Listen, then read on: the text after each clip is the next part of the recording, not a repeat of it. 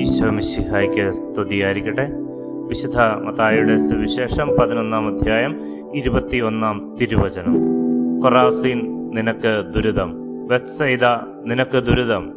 നിന്നിൽ നടന്ന അത്ഭുതങ്ങൾ ടൈറിലും സീദോനിലും നടന്നിരുന്നെങ്കിൽ അവ എത്ര പണ്ടേ ചാക്കൊടുത്ത് ചാരം പൂശി അനുതപിക്കുമായിരുന്നു.